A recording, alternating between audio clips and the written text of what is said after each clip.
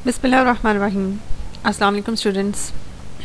जी question number 38 हमारे सामने है। इंटीग्रेशन का क्वेश्चन जिसमें आपको ट्रिग्नोमेट्रिक फंक्शन नज़र आ रहा है। जी तो इसमें आप देख सकते हैं कि आपके पास दो ट्रिग्नोमेट्रिक फंक्शंस मल्टीप्लाई हो रहे हैं। एक आपके पास सीकेंट है और दूसरा आपके पास tan√x है। ये देखिए जी, आपके पास क्वेश्चन है, इसके स्टेटमेंट में ट्रिग्नोमेट्रिक फंक्शन सीकेंट है, उसका जो एंगल है सेकेंड का वो √x है और साथ में tan है और इसका एंगल भी √x है। अच्छा जी, अब ये दो ट्रिग्नोमेट्रिक फंक्शन है। अगर हम सिर्फ सेकेंड की बात करें तो सेकेंड की जो डेरिवेटिव होता है वो होता है हमारे पास सेकेंड इंटू tan होता है। ठीक है, सेकेंड थीटा tan थीटा, अगर हमारे पास सेकेंड थीटा की डेरिवेटिव लेना हो। अब सेकेंड को अगर मैं f ऑफ g एक फंक्शन मान लूँ f ऑफ x और tan को मैं दूसरा फंक्शन मान लूँ g ऑफ x, तो g of x f of x का डेरिवेटिव नहीं है, क्योंकि f ऑफ x का जो डेरिवेटिव है वो सेकेंड इंटू tan होना चाहिए।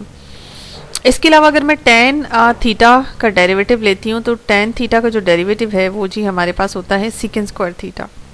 ठीक है, अगर मैं इसको फंक्शन मान लूँ g ऑफ x को और f ऑफ x को इसका डेरिवेटिव के तौर पर डील करूँ तो वो भी नहीं कंप्लीट होता, क्योंकि सेकेंड स्क्वायर होना चाहिए था यहाँ पे। अब ये दोनों एक दूसरे के डेरिवेटिव्स नहीं है, ये बात यहाँ पे जो है वो कंफर्म हो गई।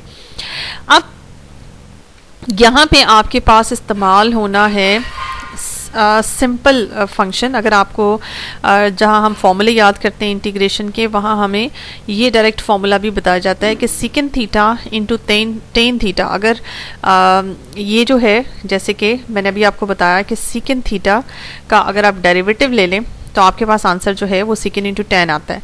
इसी तरह से अगर आप उल्टी साइड करेंगे, लेफ्ट हैंड साइड का इंटीग्रेशन कर लें, ठीक है, तो राइट हैंड साइड पे आंसर आता है। ठीक है, अगर आप दोनों तरफ की इंटीग्रेशन ले लें तो ये डेरिवेटिव कैंसिल आउट हो जाता है और फिर आपके पास बनता है सेकेंड थीटा tan थीटा बराबर होता है सेकेंड थीटा। ये डायरेक्ट फार्मूला है। अब सीन ये है कि यहाँ पे आपके पास सेकेंड थीटा की जगह आपके पास √x है और ये दोनों का प्रोडक्ट जो है ये सिंपल आपके पास आपको आंसर देने वाला है इंटीग्रेशन का सेकेंड थीटा। लेकिन उसमें शर्त है कि आपके पास जो भी यहाँ पे इस वक्त मौजूद थीटा होगा उस थीटा का साथ में डेरिवेटिव ज़रूर होना चाहिए। अब जैसे इस केस में थीटा का डेरिवेटिव 1 है और 1 साथ में मौजूद हम कंसिडर करते हैं। अब यहाँ पे अगर आप √x का डेरिवेटिव निकालें तो √x का जो डेरिवेटिव होता है वो 1/2 टाइम्स स्क्वायर रूट x होता है। अब ये देखिए 1/√x आपके साथ यहाँ पे मौजूद है। अगर कमी है तो सिर्फ 2 की कमी है। ठीक है, वो तो हम मल्टीप्लाई और डिवाइड कर सकते हैं। तो नेक्स्ट स्टेप में आपने क्या किया, 2 से मल्टीप्लाई और डिवाइड किया, second √x into tan √x और 1/2 टाइम्स √x। ये सारे फॉर्मेलिटीज़ कंप्लीट करने के बाद इसकी इंटीग्रेशन का आंसर होता है जी सेकेंड √x, ये जी प्लस c, ये आपका आंसर है जी। नेक्स्ट क्वेश्चन है हमारे पास 39 नंबर पे। 39 नंबर पे जो क्वेश्चन है इसमें आप देख सकते हैं कि आपके पास किस तरह का फंक्शन है। ये एक्चुअली में ब्रैकेट के अंदर एक फंक्शन है और दूसरा फंक्शन cos x है और दोनों जो है आपके पास तकरीबन ट्रिग्नोमेट्रिक फंक्शन है। इसमें आपके पास सबसे पहले तो आप इसको ये करें कि आप दो जो सम ऑफ टू फंक्शंस की फॉर्म में लिखा हुआ है आप इसको अलग अलग इंटीग्रेशन में ले आएँ तो ज़्यादा फ़ायदा होगा आपको।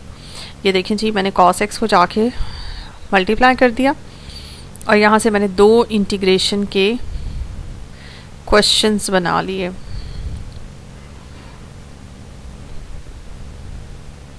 ये देखें जी, अब ये आपके पास अगर आप वैसे ही इसका डायरेक्ट इसको f ऑफ x, पहले वाले को f ऑफ x और दूसरे फंक्शन को g ऑफ x कंसिडर करके एक को दूसरे का डेरिवेटिव कंसिडर करने की कोशिश करते तो वो तो मुश्किल नामुमकिन ही लग रहा था।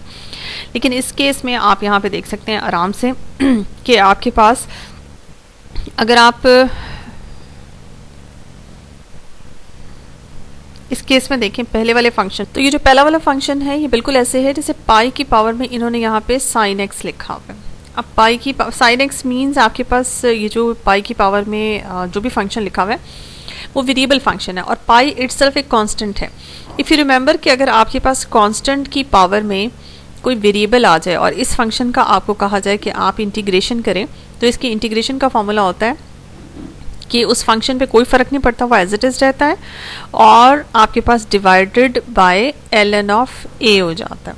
ठीक है, ये इसके कंप्लीट फॉर्मूले, यानी कि कांस्टेंट की पावर में वेरिएबल आ जाए। वेरिएबल की पावर में कांस्टेंट आए वो तो हमें पता है कि आप उस कांस्टेंट का पावर के बगैर देखिए डेरिवेटिव साथ है और आप उसकी पावर में इजाफा करते हैं, ये होता है, आप उसकी पावर में इजाफा करते हैं और उसी इजाफे से डिवाइड करते हैं। लेकिन कांस्टेंट की पावर में वेरिएबल आ जाए तो आपने उसको एज इट इज ही लिखना है और डिवाइडेड बाय डिनोमिनेटर में उसी कांस्टेंट का लॉग ले लेना है, ln ले लेना है। अब यहाँ पे क्या है, अच्छा इसमें एक चीज़ का ख्याल इस फॉर्मूले में रखना है कि जो वेरिएबल है उसकी पावर में उसका डेरिवेटिव यहाँ मौजूद होना चाहिए। अब इसका डेरिवेटिव बनता है 1, तो यहाँ पे कोई मसला नहीं हुआ। यहाँ पे देखें ये पाई एक आपके पास कांस्टेंट है और उसकी पावर में एक वेरिएबल है जो कि ट्रिग्नोमेट्रिक फंक्शन है।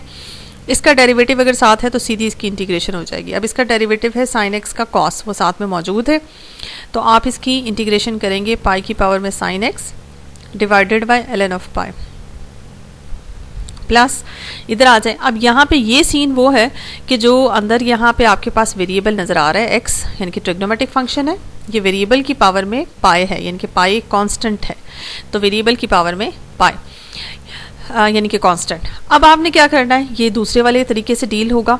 इसमें आपने सिर्फ ये देखना है कि पावर के अंदर जो भी फंक्शन है उसका डेरिवेटिव साथ में है कि नहीं। तो साइन एक्स का गेन डेरिवेटिव कॉस एक्स होता है, वो साथ में है, तो इसकी इंटीग्रेशन आप इसकी पावर में 1 डिग्री का इजाफा कर लेंगे और उसी इजाफे से आप डिवाइड भी कर देंगे। तो ये थी आपकी इंटीग्रेशन, यहाँ पे ख़त्म हो जाता। हाँ जी, तो इस क्वेश्चन में आपको 2 फंक्शंस नज़र आ रहे हैं, न्यूमरेटर और डिनोमिनेटर में अलग अलग। इस वक्त बज़ाहिर आपका डिनोमिनेटर को अगर मैं फंक्शन मानती हूँ एफ ऑफ एक्स और न्यूमरेटर को जी ऑफ एक्स कहते हैं, ठीक है, तो नॉर्मली ये होता है कि चूँकि डिनोमिनेटर वाले फंक्शन की होल पावर आपके पास इस वक्त 1 है, इसको नीचे ही रहने देंगे, ये ऊपर नहीं जा सकता, लेकिन इसका डेरिवेटिव अगर न्यूमरेटर में है तो इसका ln हो जाएगा। लेकिन अगर आप इसका डेरिवेटिव रफ में जाके चेक करते हैं तो 3 sin x plus 4 under root sin x, इसका जो होल डेरिवेटिव बनता है वो बनता है जी 3 cos x plus 4/2 under root sin x साथ में cos x, ये ऊपर तो मौजूद नहीं है न्यूमरेटर में, ठीक है जी, तो ये ना ही बन सकता है। अब इसमें कुछ और हमें तरीक़ेकार इख्तियार करना पड़ेगा जिससे ये इसकी शेप जो बज़ाहिर मुश्किल लग रही है वो आसान हो जाए। अच्छा जी, नेक्स्ट टाइम मैं क्या करने लगी हूँ, मैं ये करने लगी हूँ कि मैं डिनोमिनेटर और न्यूमरेटर को अंडर रूट एक्स से डिवाइड करने लगी हूँ, अंडर रूट साइन एक्स से डिवाइड करने लगी हूँ। ये देखें जी,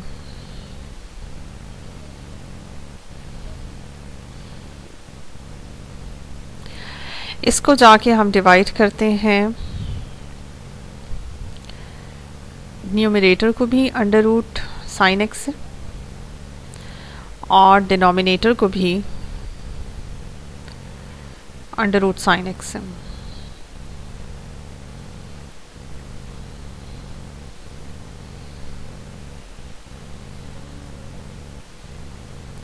अच्छा जी, न्यूमरेटर में तो आप एज इट इज़ ही रहने दें, cos x over under root sine x, और डिनोमिनेटर में आपके पास क्या होगा, यहाँ पे आ जाएगा जी 3 under root sine x plus 4, इस तरह का आपके पास बन के आएगा। अब इसमें जो इस वक्त डिनोमिनेटर में अब जो शेप बनी है 3 under root sine x plus 4, अगर मैं इसको टी लेट कर लूँ फॉर एग्ज़ाम्पल जी, तो इसमें आप अगर इसका डेरिवेटिव चेक करें, इसको आप ऐसे करें टी लेट कर लें। वैसे मैं आपको पहले बता रही हूँ कि मैं इसको टी क्यों लेट कर रही हूँ, क्योंकि इसका डेरिवेटिव अगर आप चेक करते हैं ना तो ये बनता है 3/2 अंडर रूट साइन एक्स, और साइन एक्स का बनता है जी आपके पास कॉस एक्स, ठीक है जी। तो ये अगर आप पूरी चीज़ देखें जो इसका डेरिवेटिव बन के हमारे पास आया है, ये इस पूरे का पूरा डिनोमिनेटर में न्यूमरेटर में पड़ा हुआ है, तो इसलिए मैं यहाँ पे लगना सिंपल फार्मूला भी लगा सकते हैं कि डिनोमिनेटर का अगर आपके पास डेरिवेटिव ऊपर है, सिर्फ इसमें कमी है तो 3/2 की कमी है न्यूमरेटर में, यहाँ 3/2 कम है, तो वो हम मल्टीप्लाई भी कर सकते हैं और डिवाइड भी कर सकते हैं। लेकिन इसको प्रॉपर तरीके से करते हैं, आप यहाँ पे लेट करें, ठहरे मैं इसको यहाँ से स्टार्ट करते हैं,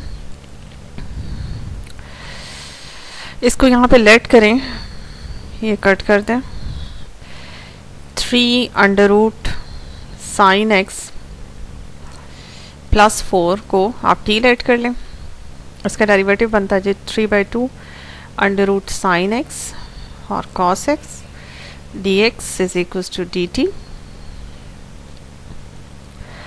उसके बाद cos x over under root sine x को एक तरफ रहने दें, राइट साइड पे ले जाएं, 2/3 dt।